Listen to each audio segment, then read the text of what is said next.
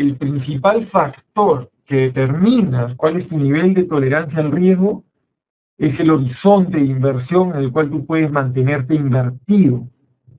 Si este horizonte es largo, tu capacidad para asumir riesgo mejora, aumenta, porque la volatilidad cortoplacista no te afecta, porque tú estás apostando a largo plazo. Pero si tus metas son de corto plazo, por ejemplo, no sé, comprarte un carro dentro de 6 meses o irte de vacaciones con tu familia dentro de 3 meses, evidentemente por más barata que uno pueda ver la bolsa de valores, ese vehículo de inversión no va a ser para ti. Porque el hecho de que la bolsa la vea barata no me asegura que en 3 meses vaya a subir o que mañana o que en un mes. Eso es impredecible, ¿no? Por eso les puse la cita esta del premio Nobel de Economía, que la estoy buscando en la presentación. No hay manera de predecir los precios de acciones y bonos para los próximos días o semanas, porque tienen mucha volatilidad. Por ello, si tus metas son cortas, lo mejor es invertir en instrumentos sin volatilidad. La volatilidad es tu amiga solamente en el largo plazo. En el corto plazo puede ser tu enemiga. Por eso meterte en un activo riesgoso con un horizonte de corto plazo, eso no es invertir, señores. Eso es especular. Es como tirar la moneda, como ir a un casino. ¿De acuerdo? Entonces, tener muy en claro la diferencia entre invertir y especular. ¿Ok? Ahora pasemos a los fondos mutuos. ¿Qué son los fondos mutuos? Son alternativas de inversión que buscan minimizar el riesgo y maximizar la rentabilidad. Es un patrimonio integrado por la suma de aportes voluntarios de personas naturales y jurídicas que comparten un objetivo de inversión. Un fondo mutuo está asociado a una política de inversión, donde se definen los lineamientos y los objetivos de inversión. Se determinan los porcentajes de inversión en las diferentes clases de activos, y esto va a su vez determinar el perfil de riesgo de la inversión. Existen fondos mutuos dirigidos para cada nicho de riesgo, para cada perfil de riesgo. ¿De acuerdo? Entonces eso es lo bueno, uno simplemente define su perfil de riesgo y luego va al amplio menú de fondos mutuos existentes y elige el fondo que se adecue a su perfil de riesgo. Puede ser un fondo conservador, uno moderado, uno agresivo. Lo bueno de los fondos mutuos es que tú al entrar en un fondo mutuo estás comprando una canasta de muchísimos instrumentos, de muchísimos emisores, varias compañías, varias acciones, si es un fondo de acciones, varios bonos. De esa manera logras la famosa diversificación. ¿Ya? La diversificación, como vimos la clase anterior, es muy, muy importante en el sentido que te permite reducir la volatilidad, reducir el riesgo al no poner todos los huevos en una misma canasta. Las ventajas de los fondos mutuos son varias, ¿no? Tienes ventajas tributarias, economía de escala, diversificación, que ya lo hablé, disponibilidad, rebalanceo, manejo profesional, simplicidad y garantía movilidad. ¿Qué me refiero con ventajas tributarias? Si uno, por ejemplo, quiere invertir en el mercado internacional, tiene dos alternativas. O llama a un agente de bolsa, ¿ya? Y compra un bono o una acción internacional. Eso es hacerlo directamente, o lo hace a través de un fondo mutuo administrado por una empresa local. Por ejemplo, puede ser el fondo, Escosa Fondo, Interfondo. Si lo haces directamente, ¿no? Vas al mercado de Nueva York, por ejemplo, y te compras una acción en Nueva York, vamos a decir Google. Luego, cuando realices esta inversión, de acá a algunos años, cuando vendas Google, la ganancia de capital de esa inversión va a estar sujeta a un impuesto a la renta que puede ser entre el 15 y 30%, ¿no? De acuerdo a tu escalón tributario. Entonces es un impuesto a la renta alto, porque esa ganancia está considerada provenir de una fuente extranjera, ¿no? Fuente de renta extranjera. Entonces vas a tener que asumir el 30 o el 15%. Sin embargo, si quieres comprar acciones internacionales y lo haces a través de un fondo mutuo emitido por una sociedad administradora de fondos peruana, como puede ser, y mencioné Credifondo, Scotia Fondo, o Interfondo, o BBVA Fondo, este fondo mutuo es considerado para la regulación como un valor mobiliario local. Por lo tanto, la ganancia de capital, la subida del valor cuota, estará sujeta solamente al 5% de impuesto a la ganancia de capital cuando realices, ¿no? Cuando rescates tu valor cuota. Entonces ahí hay una clara ventaja. Solamente por esto, si tú quieres invertir en el exterior, te conviene hacerlo a través de un fondo mutuo, por lejos. Luego tienes otras ventajas, las economías de escala. Si uno, por ejemplo, quiere invertir en un bono, los bonos tienen unidades que van desde 5.000 soles a 100.000 dólares. Entonces, si tú tienes 2.000 soles, 3.000 soles y quieres comprar bonos, no lo vas a poder hacer, pues. La única manera de exponerte al mercado de deuda, al mercado de renta fija, sería a través del fondo mutuo. Porque el fondo mutuo aprovecha estas economías de escala. Otras economías de escala importantes es la siguiente. Si ustedes, por ejemplo, quieren construir ustedes mismos un portafolio de acciones y compran una serie de acciones en la bolsa limeña, el broker les va a cobrar una comisión de corretaje muy alta, porque ustedes son clientes naturales.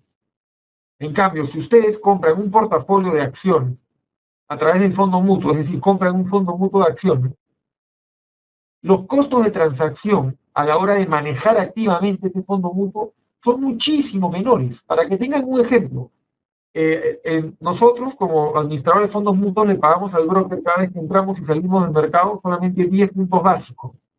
Una persona natural suele pagar alrededor de 100 puntos básicos, entre 50 y 120, para ser exacto. Entonces, una persona natural que entre y sale de la bolsa, estás hablando de 2% que se te fue en costo de transacción solamente al broker. A eso tienes que sumarle impuestos, tienes que sumarle una serie de cosas. Sin embargo,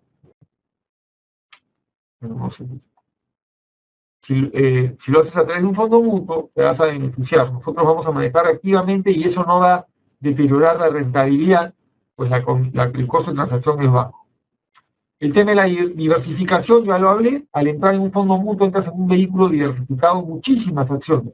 Nuestro fondo mutuo de acciones, por ejemplo, tiene 30 acciones, el local, y el fondo mutuo internacional tiene más de 65 acciones. Disponibilidad. Si por A o B necesitas tu dinero, simplemente emites tu orden de rescate y al día siguiente tienes tu plata. Si estás en un depósito a plazo, por ejemplo, y rescatas tu dinero, te van a castigar con toda la tasa de interés, te la van a quitar y te van a pagar la tasa de interés de una cuenta de ahorro, por ejemplo. Si tú ahorras en un fondo mutuo conservador, que tiene poca volatilidad, y que por lo tanto se equivaldría al perfil de riesgo de una persona que invierte o ahorra en depósitos, el depósito no te da disponibilidad, cosa que sí te da el fondo mutuo. ¿De acuerdo? Es un producto simple, manejado por profesionales, y además, si tú tienes un fondo mutuo, por ejemplo, con una entidad bancaria como somos nosotros, tú puedes usar este fondo mutuo como garantía para pedir un crédito, ¿no? Se conoce como garantía mobiliaria. Entonces, estas 8 ventajas son son materiales, significativas de invertir en los fondos mutuos.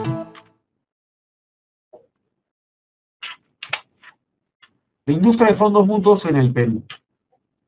En el gráfico de la esquina superior a la izquierda, vemos la evolución de los fondos en términos de Asset Under Management, ¿no? O activos administrados, la masa administrada. Y a la derecha en términos de partícipes. Podemos ver que ambos tienen una clara tendencia creciente. Sin embargo, están expuestos a cierta fluctuación. Ese es el problema de la industria de fondos en el Perú, que todavía existe una alta dependencia al ciclo del mercado. Cuando el mercado va bien, mucha gente se mete. Cuando el mercado va mal, la gente sale. El problema de esto es que la gente suele meterse cuando ya el mercado subió y suele vender en el punto más bajo, ya cuando el mercado cayó. Ese es un tema de falta de información, falta de educación al partícipe, en el cual estamos trabajando toda la industria de fondos mutuos arduamente para incrementar la información y con ello permitir que el partícipe o contribuir a que el partícipe respete su plazo de inversión. Todos estos partícipes que se fueron salieron en el peor momento y se han perdido la recuperación de la rentabilidad de los fondos mutuos. Los fondos mutuos cayeron, se impactaron el año pasado, abril, mayo, sobre todo los fondos mutuos de deuda, tuvieron un impacto por el cambio en la política monetaria de Estados Unidos. Eso te llevó a las tasas de interés, y cuando suben las tasas de interés caen el precio de los bonos. Esa caída del precio de los bonos impactó negativamente el valor cuota de los fondos que manejamos. Muchos partícipes se asustaron, se fueron y se perdieron el rebote. Porque como hemos visto, los fondos con volatilidad, los activos con volatilidad, en el largo plazo terminan recuperando y terminan premiándote por esa volatilidad. Hay un micrófono prendido, por favor apáguenlo. Más abajo vemos cómo se distribuye la industria de fondos mutuos entre los principales jugadores, ¿no? Nosotros, Scotia Fondos, tenemos aproximadamente 15% de participación de mercado, ¿no? Estamos ocupando el tercer puesto junto con Interfondos, prácticamente un empate técnico. El fondo tiene mayor participación, seguido de BBVA, y bueno, finalmente está Sura, ¿no? Sura que como no tiene un canal bancario de distribución, nunca va a llegar a... Es difícil que tenga la escala que tenemos el resto, ¿no? Estos fondos, la mayoría de ellos, el 80% del AUM se distribuye a través de las agencias bancarias de estos 4 principales grupos financieros del país, ¿no? Si usted quiere comprar un fondo mutuo, simplemente se acerca a su agencia más cercana de su banco de confianza. En cuanto a tipos de fondos, si se dan cuenta, vemos una gran concentración en fondos de deuda, ya sea de muy corto plazo, de corto plazo o de mediano plazo, ¿no? Estamos más o menos hablando de 90% del mercado está, o más, 93% del mercado está en fondos de deuda, porque de hecho estos fondos flexibles también son de deuda. Entonces ya tienes 95% del mercado en fondos de deuda, y de hecho casi 50% en fondos de deuda de muy corto plazo. Los fondos de deuda de muy corto plazo solamente invierten en depósitos o en papeles de corto plazo, entonces tienen muy poca volatilidad. Eso te demuestra que el inversionista peruano es muy conservador, ¿ya? Y yo no creo que sea una razón estructural, ¿no? O algo psicológico en el país. Yo creo que es un tema de que todavía existe poco conocimiento sobre los productos y la gente no está acostumbrada a mantener un producto con volatilidad. Por ello toman en su mayoría productos con poca volatilidad, ¿ya?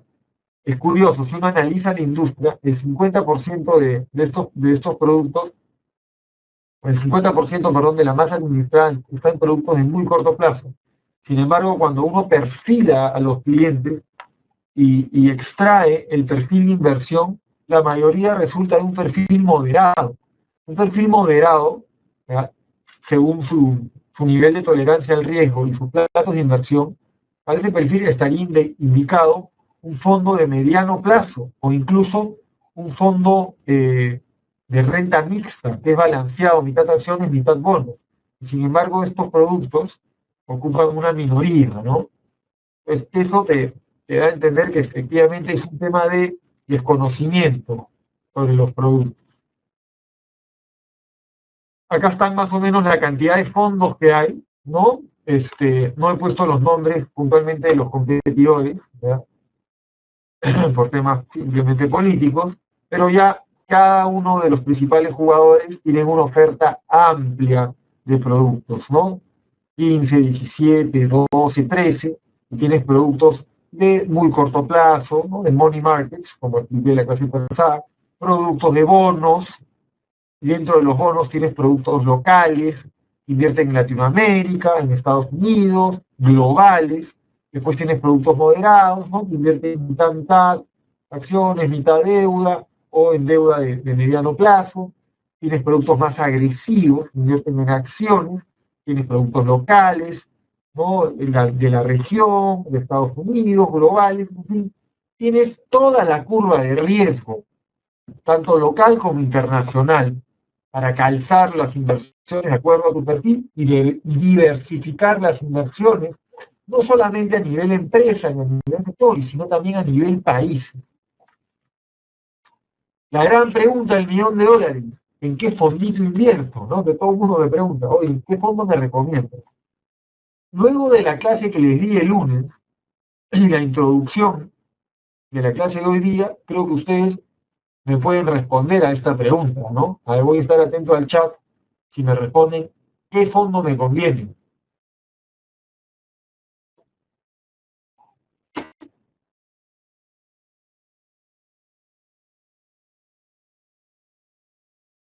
Muy bien, ahí alguien ha puesto, depende de la personalidad. Más que de la personalidad, depende del riesgo, del nivel de tolerancia al riesgo.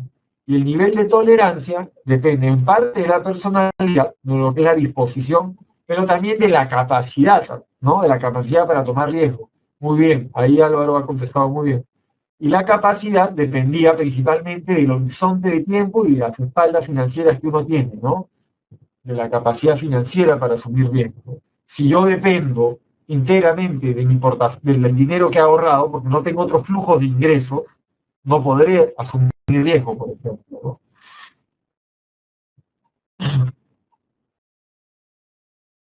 Aquí, por ejemplo, en esta diapositiva les estoy mostrando 4 de nuestros productos, ¿no? Actualmente nosotros manejamos 13, les estoy mostrando 4 productos, los 4 en soles, por fines didácticos. El fondo extra conservador, el fondo cash, el premium y el de acciones. ¿Qué podemos concluir de esta diapositiva? Y me dice rápidamente por el chat. ¿Cuál es la primera conclusión de este gráfico?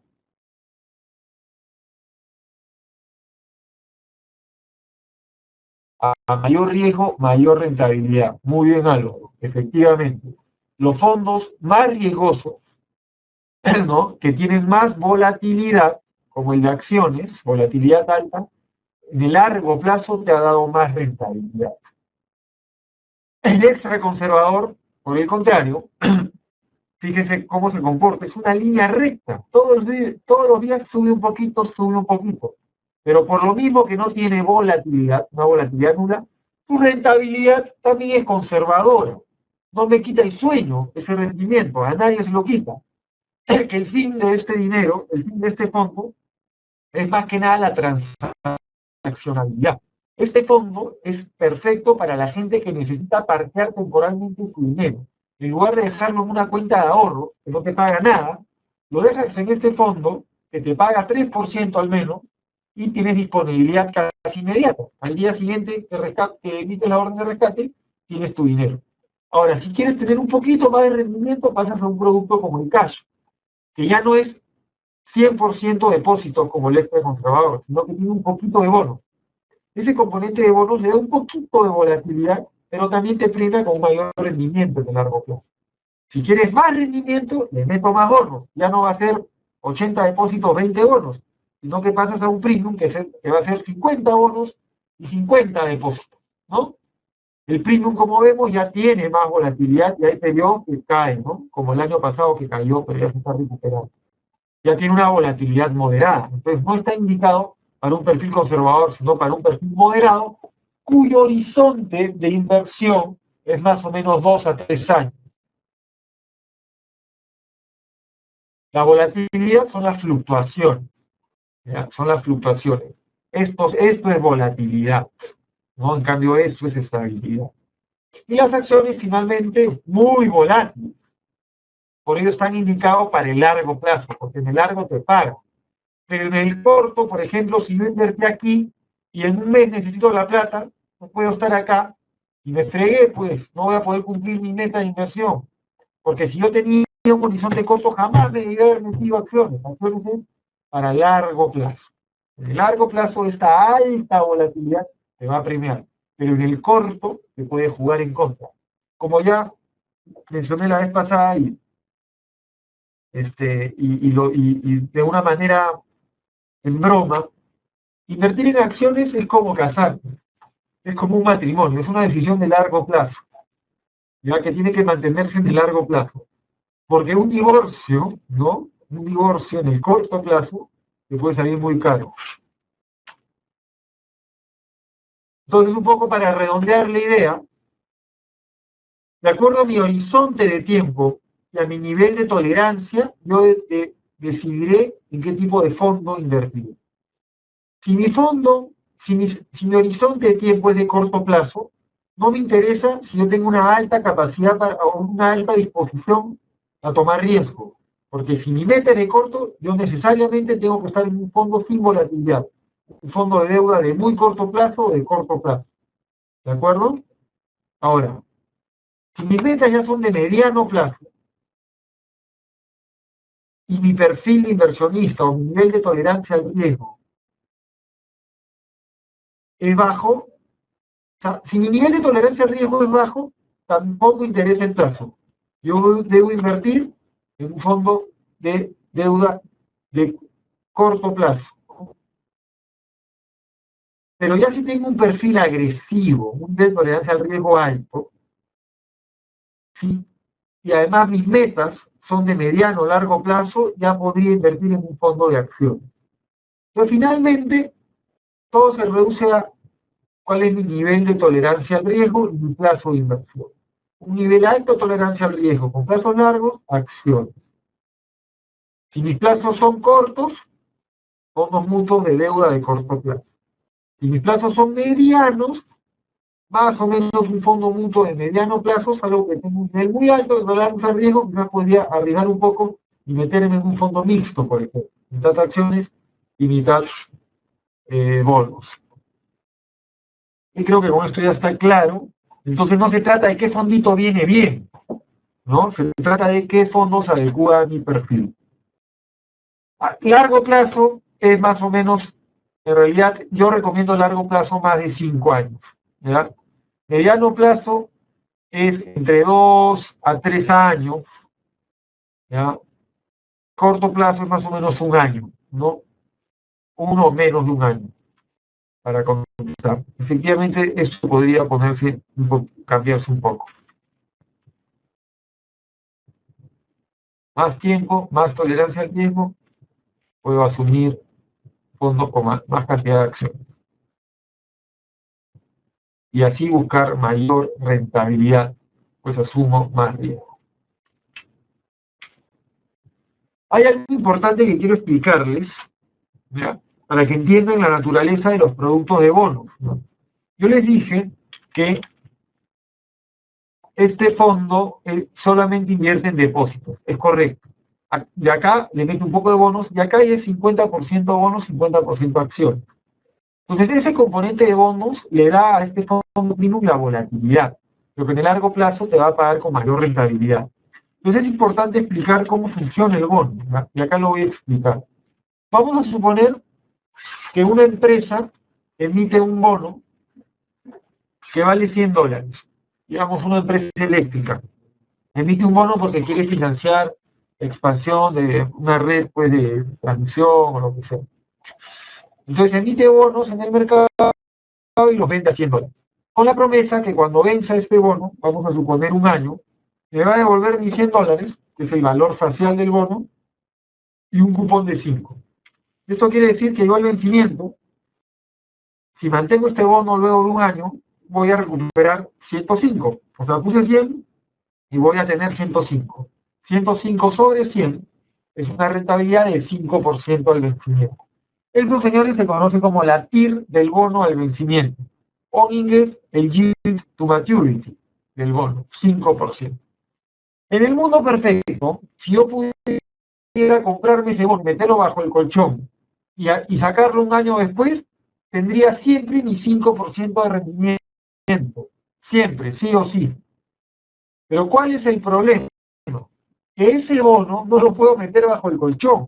Ese bono va a cotizar en un mercado secundario y va a estar expuesto a la oferta y a la demanda, es decir, a la volatilidad. Y va a haber momentos en que puede suceder algo en el mundo, como lo que sucedió el año pasado, que subieron las tasas de largo plazo en Estados Unidos. Y la gente dijo, uy, mejor vendo mis bonos emergentes y me voy a comprar bonos gringos. Entonces, eso presionó el precio de los bonos hacia la baja. Y en algún momento ese bono que yo compré 100 se fue a 98. Los fondos, por ello, los fondos que invertían en bonos vieron deteriorado su valor cuota, porque los bonos que tenían en cartera se cayeron de precio, y como están obligados a hacer el mark to market, es decir, a valorizar diariamente el valor de su cartera, el valor de mercado de su cartera, el valor cuota reflejó esta caída en el precio del bono. Mucha gente se asustó y vendió. Si tú vendes acá, estás haciendo una pérdida de 2%. Pero si tú conoces cómo funciona un bono, tú sabes que simplemente tienes que respetar el plazo de vencimiento y vas a recuperar tus 105 y vas a materializar un 5% de rendimiento. Es más, si tú sabes cómo funcionan los bonos, vas a ver esta caída como una estupenda oportunidad de compra, porque vas a comprar en 98, y si lo mantienes a vencimiento, vas a recuperar 105, es decir, invierte 98 y saca 105. Eso implica un retorno de 7.1% al vencimiento. Lamentablemente la gente no entendió el producto, el fondo premium, y terminó rescatando mucha gente y se perdió la recuperación. Es más, cuando era el momento de entrar, la gente salió por desconocimiento, ¿no? Por ello es que yo estoy aquí en esta aula virtual para atacar precisamente ese problema estructural de la industria, que es el desconocimiento de los productos. Y por ello agradezco a Tutores ST en contribuir en esta misión. Bueno, continuemos. Estas son las preguntas frecuentes que nos hacen los clientes, ¿no? Me preguntan, por ejemplo, o a veces también la gente, ¿no? La gente en general. El premium está pagando una buena tasa, dice. Por ello lo voy a recomendar. El premium no paga una tasa, porque el fondo premium invierte también en bonos. Si bien una parte está en depósitos, hay otra parte en bonos. Y los bonos tienen volatilidad. Entonces yo no puedo predecir, como dice Michael Schiller, cuál va a ser la rentabilidad de acá 1 o 2 meses. No es como un depósito que te paga una tasa. Te voy a dar un rendimiento sujeto a cierta volatilidad, y esa volatilidad en largo plazo te va a premiar. Punto. La siguiente pregunta: ¿qué fondito te viene bien ahorita? Ya la contestamos todos, ¿no? Yo no puedo saber a ciencia cierta qué cosa se va a venir ahorita. No soy un especulador, ¿ya? Soy un inversionista profesional, y por ello recomiendo el fondo que se adecua a tu perfil y que te va a terminar premiando en el largo plazo si es que asumes volatilidad, y siempre y cuando tengas un perfil adecuado para soportar volatilidad. Típica pregunta 3. Oye, con esta noticia de X, Y, Z, con esta noticia, por ejemplo, de que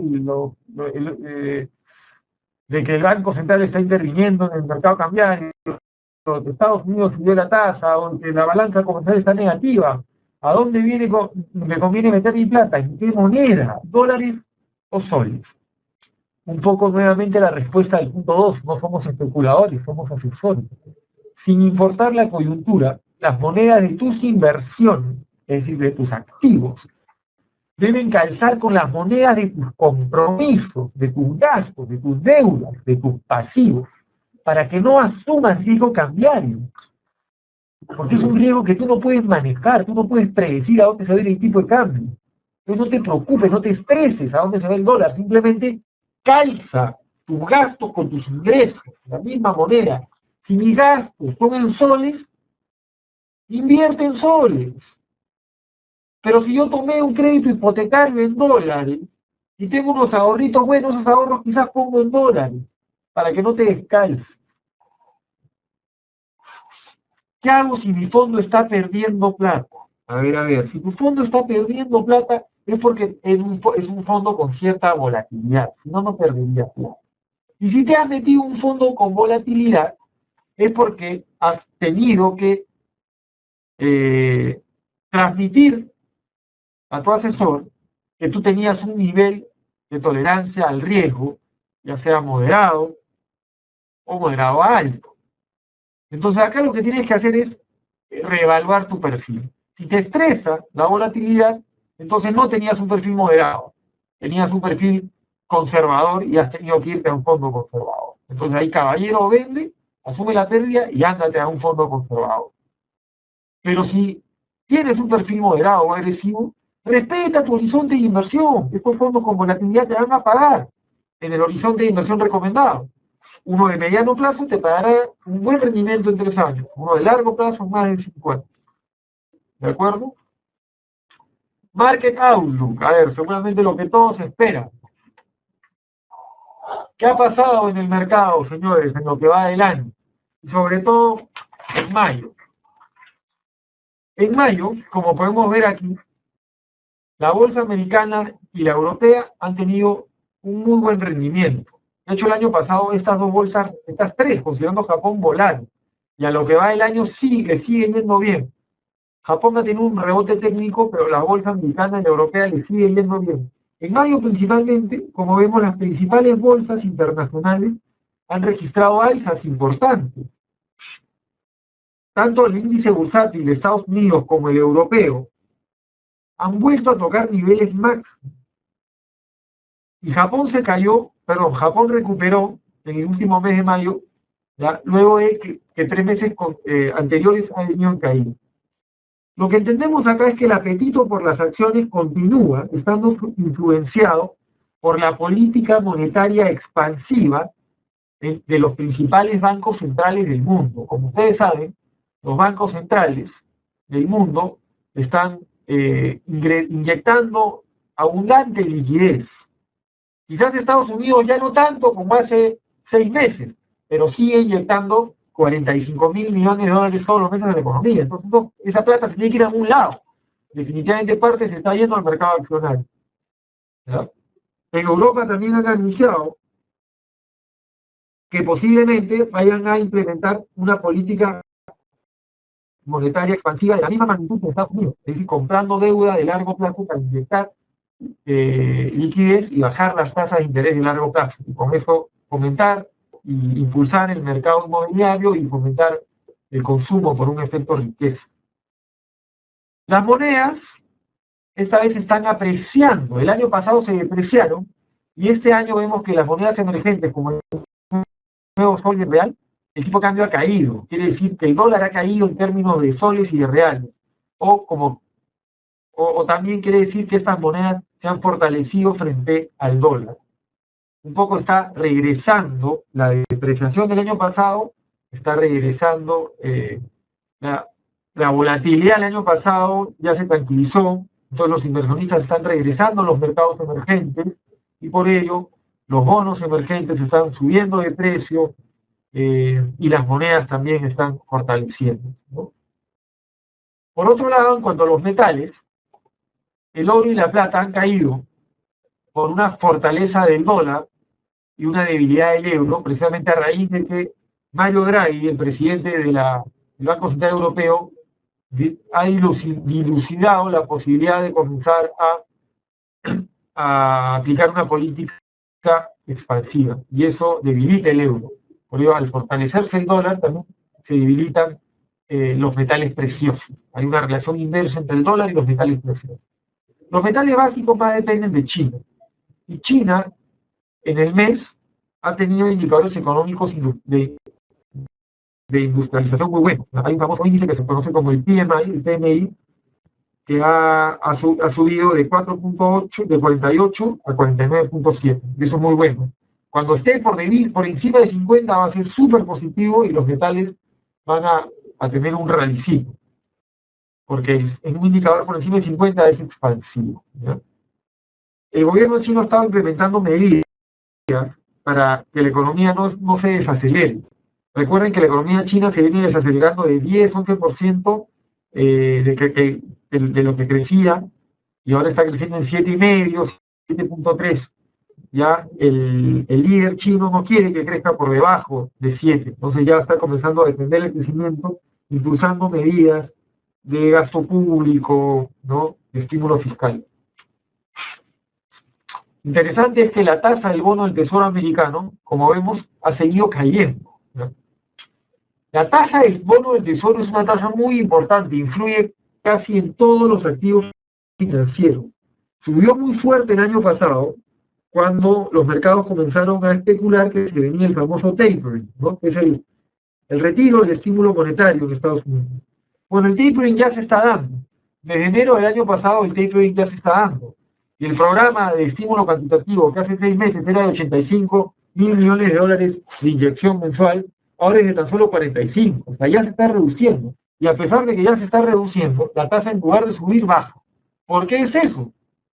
Porque si bien la economía americana ya salió de la recesión, todavía hay señales mixtas. Entonces, mientras esas señales sigan mixtas, la tasa de interés de largo plazo no va a subir. Y si la tasa de interés de largo plazo no sube, nuestra moneda no se va a depreciar y los flujos van a seguir entrando a nuestros bonos. Y por lo tanto, los fondos mutuos que invierten en bonos les van a seguir recuperando. Entonces, a modo de resumen, ¿qué ha sucedido? Pasado el efecto en Estados Unidos, pasado el efecto de un primer retiro de los estímulos, el tapering, las tasas de interés han retrocedido. Las sorpresas económicas positivas han perdido fuerza. En China, el crecimiento redujo su paso, el PBI está creciendo alrededor de 7.3% en el primer trimestre. En el Perú, el crecimiento económico se ha desacelerado, básicamente por un menor dinamismo en inversión privada y por la baja ejecución de las obras públicas, que no han compensado la desaceleración de la inversión. Eso es lo malo. Lo bueno es que el consumo privado sí se mantiene robusto, ¿ya? En cuanto a los mercados, lo que estamos viendo es que la baja volatilidad y la consolidación de rendimientos en economías desarrolladas está dirigiendo mayores flujos de inversión hacia países emergentes. Desde hace 2 o 3 meses estamos viendo mucha demanda por extranjeros, tanto en bonos como en acciones. Y eso es porque ya la volatilidad que hubo el año pasado ya se tranquilizó. Ya la tasa de interés ya ha llegado a un nuevo punto de equilibrio en Estados Unidos y la gente está nuevamente buscando rendimientos en otros países y los flujos regresan. Por eso que las monedas también se están apreciando, las monedas de países emergentes. ¿Qué esperamos? Bueno, en Estados Unidos, que este tapering continúe, ¿no?, que el retiro de estímulo monetario continúe, de la mano con la mejoría de la data macro en Estados Unidos, tanto de empleo y producción. Pero ya su efecto en el mercado es nulo. Ya el impacto se dio el año pasado, por lo que ahora seguiremos viendo una recuperación tanto en bonos como en acciones emergentes. En China, en el corto plazo hemos visto que los temores de una desaceleración mayor han disminuido. Por hoy ya la gente está pensando que se va a crecer ya no el 7.3, sino el 7.5 en los siguientes trimestres, por este famoso PMI que les comentaba. En Europa se han anunciado, o se han dilucidado, mejor dicho, las posibilidades de tomar un estímulo monetario no tradicional, es decir, un quantitative easing, comprando bonos de largo plazo. Pero lo que sí se ha anunciado formalmente el día de ayer ha sido reducir la tasa de depósitos del Banco Central Europeo. La tasa que el Banco Central Europeo remunera a los bancos comerciales la ha vuelto negativa para desincentivar a que los bancos comerciales encajen el dinero en las bóvedas del Banco Central Europeo. De esta manera prácticamente las obliga a prestar la plata. Tienen que prestarla, porque si no van a tener un carry negativo, ¿no? Esta medida es positiva para los bonos y para las acciones, porque va a haber abundante liquidez, pero efectivamente es negativa para el euro, y eso le ha pegado un poco al oro. En el Perú, el mercado de deuda y acciones se muestran atractivos luego de 12 meses de corrección. Además, los fundamentos de las compañías están buenos. Los resultados corporativos del trimestre pasado fueron buenos, ¿ya? Y además los flujos están regresando. Por ello vemos con buenos ojos tanto los bonos como las acciones. Las acciones están bien baratas, Pero nuevamente, no vamos a invertir en acciones a menos que nuestras ventas sean de largo plazo. Acá me pregunta, ¿cómo se relaciona el mercado peruano y el colombiano? Muchísimo. Sobre todo el mercado de deuda, se mueven casi igualitos. ¿Ya? Salvo que hayan eventos aislados políticos, en general se mueven de manera muy similar. Tanto los estrés como los empinamientos de la curva de rendimiento de los bonos soberanos colombianos y peruanos son muy parecidos. El mercado accionario es un poco más diferente, porque el de Perú es mucho más vinculado a la minería, más que en Colombia. Colombia es más financiero, más de consumo. Eso es un poco lo que les decía. Ok, la inversión privada se ha desacelerado. Fíjense, la inversión privada, que es la línea rosada, el área rosada, y el último trimestre no ha crecido nada la inversión privada. No ha contribuido nada al crecimiento. Pero lo negro sí se mantiene sólido, ¿no? Que es el consumo privado. La inversión se mueve por un tema más expectativa. Cuando las cosas se mantengan estables como se han mantenido los últimos 2 o 3 meses, la inversión va a regresar. Pues eso no me asusta. Mientras el consumo privado esté robusto, no hay ningún problema. Lo que sí tiene que pasar es que el gobierno debería compensar esa inversión privada, esa desaceleración de inversión privada, y acelerar un poco el gasto, ¿no? Pero ustedes saben que en Perú hay temas estructurales del manejo del gasto fiscal, ¿no? Si sueltan la mano al gasto público, se comienza a gastar plata en proyectos pues ridículos, ¿no? Como construir fuentes y parques. Pero por otro lado, si te pones muy estricto, ya tampoco se ejecutan obras. Entonces, es complicado el tema.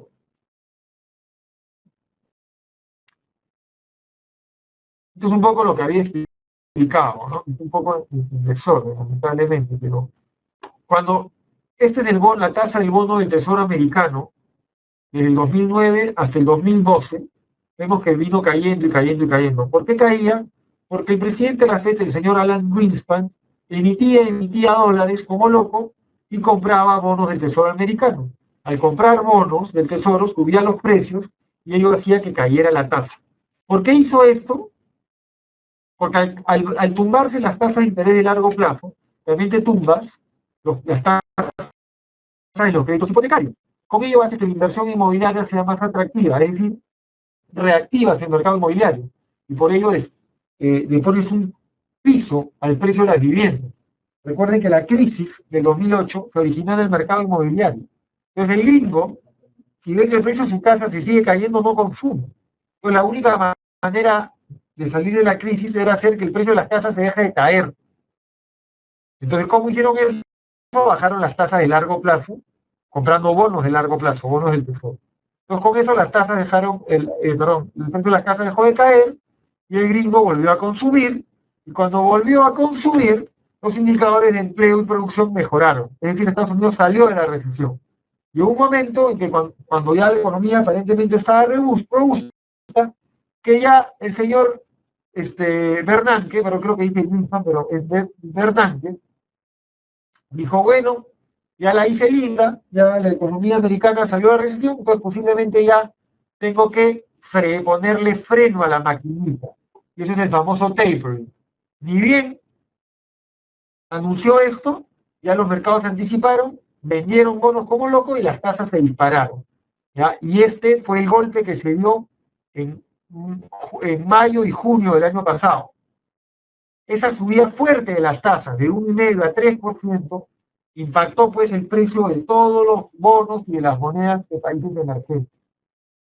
Pero luego de ello, lo que vemos es, luego de un cierto periodo de volatilidad, ahora lo que vemos es que las tasas ya se están manteniendo en un rango bien estable, incluso con una tendencia decreciente. Eso está haciendo, ¿no?, en los últimos 3 o 4 meses. Esto está haciendo que los inversionistas regresen a buscar rendimientos en mercados emergentes, porque ya ven que la tasa ya no va a seguir subiendo. Yo me acuerdo que cuando estábamos acá, los analistas decían que el bono del Tesoro sí era 5%, y que ello iba a hacer que los inversionistas vendan bonos de los países emergentes y todos quieran invertir en Estados Unidos al 5%. Por ello que las monedas pues se destrozaron. E incluso algunos analistas decían que el tipo de cambio, ¿no?, el dólar sol, se iba a ir a 3.50, pues, ¿no? Y vemos que nada de eso ha pasado. La tasa se ha mantenido en un rango y el dinero está regresando. O sea, siempre el mercado financiero suele sobrereaccionar a los fenómenos reales. Ya desde enero se está dando realmente el tapering. Esto acá era el rumor, y acá se vio, en lugar de subir la tasa, ha comenzado a bajar.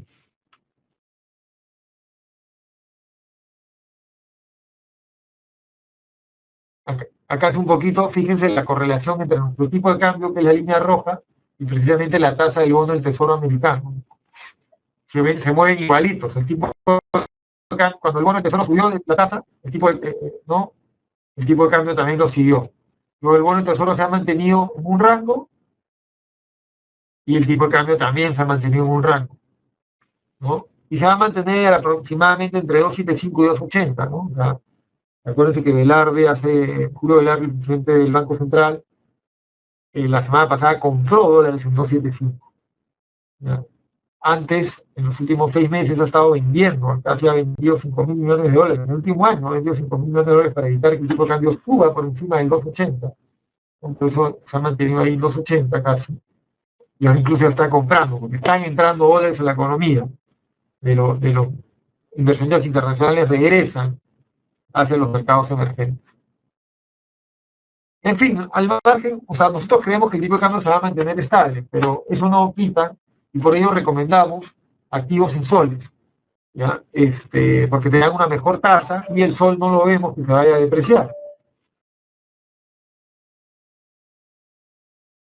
Sin embargo, mi recomendación para ustedes es que se mantengan calzados, ¿ya? Porque igual no podemos predecir el futuro. Algo podría pasar el día de mañana en China o en Estados Unidos y el tipo de cambio podría romper esa banda, ¿no?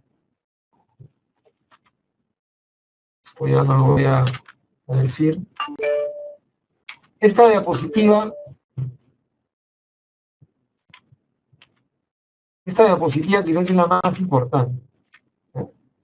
Un poco para ver las, la perspectiva que hay en el mercado. Fíjense, en este gráfico muestro el nivel de cash que tienen las AFPs. El nivel de cash, cuánta plata tienen parqueada en efectivo, y la mayoría de ellos en dólares rindiendo casi nada. Fíjense el año pasado, con este tema del tapering, cómo vendieron todo y se fueron a cash. Casi 20% de todo su fondo está en efectivo, en depósitos de corto plazo. Se sobrereaccionaron, señores, sobrereaccionaron, vendieron todo, acciones, bonos, y se fueron y se refugiaron en cash, ¿ya? Después poco a poco han recuperado un poco la confianza y ya han entrado tímidamente al mercado y están en 13% de cash, cuando su promedio era alrededor de 6%. Tú estás hablando que todavía tiene un espacio de 7%, estamos hablando, las AFP manejan 40.000 millones de dólares, ¿no? El 7% de 40.000 son 2.800 millones de dólares que tienen que regresar al mercado de capitales. Cuando estos señores se den cuenta que ya lo peor pasó y que el mundo no ha cambiado y que Perú sigue creciendo y que existen oportunidades y que los bonos peruanos se pagan mucho mejor tasa que los bonos americanos, van a regresar a comprarlos y eso va a impulsar nuevamente que la bolsa se recupere y que los bonos se recuperen y va a contribuir a la rentabilidad de los fondos mutuos, ¿no? Esto para mí es la diapositiva más importante, ¿ya?, con la cual me baso para prever buenas perspectivas en el corto plazo, tanto para bonos como para acciones. Ahora, nuevamente, esto no asegura que mañana van a subir las acciones ni que en un mes ni que en 2 meses, ¿no? Si ustedes tienen metas de corto plazo, no les recomiendo meterse en acciones, ni en bonos. Si sus metas son de muy corto plazo, solamente en fondos extra conservadores o conservados. ¿De acuerdo?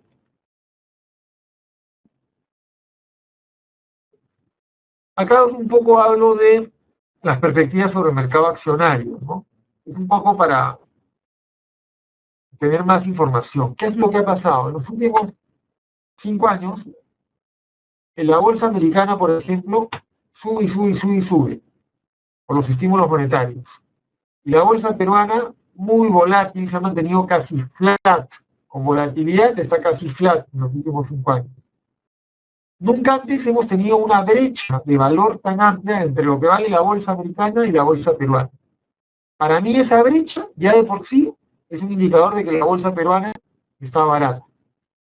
Y ustedes pueden decir, bueno, Gonzalo, pero todas las bolsas emergentes se han caído, efectivamente, pero si comparamos la bolsa peruana con los pares de la región, por ejemplo Chile, Colombia y México, nos damos cuenta que el PER de la bolsa, por ejemplo, está en 11, mucho más barato que el de Chile y el de Colombia, y mucho más barato que el de México. Entonces está más barato que en la región. Lo mismo si ves otros indicadores como el price to book, 1.7, 1.6, 2.8. Entonces, si lo comparas contra la región, está barato. Si lo comparas contra su historia, estamos en 11 cuando el promedio de hace 3 años es 17. Es sumamente barato. Por donde lo veas, la bolsa está barata. Para que los que no saben, el PER es dividir cuánto te vale una compañía en bolsa versus cuánto te gana. Un PER de 10 implica que si una compañía te gana un sol, en la bolsa te compras una compañía a 10 soles. Evidentemente, PER más bajos son preferibles porque implican que estás pagando menos por cada sol de ganancia de la compañía. Entonces estamos en un PER bastante atractivo. Pues sí, es una buena oportunidad de invertir en bolsa peruana, siempre y cuando tengas un nivel de tolerancia al riesgo alto y horizontes de largo plazo. Y el mejor vehículo para invertir en la bolsa peruana es el fondo mutuo de acción, porque entra de manera diversificada, con manejo profesional, aprovechando bajos costos de transacción. Muchas gracias. Ahora sí, lo único que quiero agregar es un pequeño cherry. Si están interesados en invertir en fondos mutuos, esos son los datos, ¿ya?, de la compañía que yo lidero, Usa Fondo. Ahí tienen los teléfonos 211-6000, anexo 17706, en servicio al cliente, o también puedes entrar por la página web. Estaremos encantados de asesorarlos y atenderlos en la solución de inversión que calce mejor con sus necesidades y su perfil. Ahora voy a gastar 5 minutitos contestando algunas preguntas que voy a recorrer en el chat. ¿Cuánto tiempo más seguirá creciendo el sector inmobiliario? Mira, en cuanto a precios, para muchos analistas, el sector A y B ya llegó a su tope en precios. Entonces, por ahí ya no le vemos más upside. El sector C y D todavía podría seguir avanzando, respaldado en el déficit de vivienda que hay en estos sectores. ¿Sería interesante invertir en bolsa peruana? Sí, claro que sí, en la medida que tu nivel de tolerancia al riesgo sea alto y tus metas sean de largo, este es un excelente momento de entrada para la bolsa. Hay empresas que están muy baratas.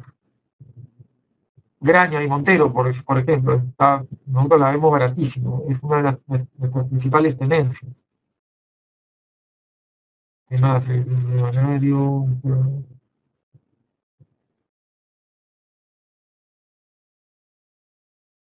Profesor, solo se deben comprar acciones con PER, no, con PER mayores a 25, no, Marco Polo, PER mayores a 25 es un PER bastante alto, solamente se justificaría si la acción tiene un alto crecimiento y es muy segura, si no, me parece muy cara.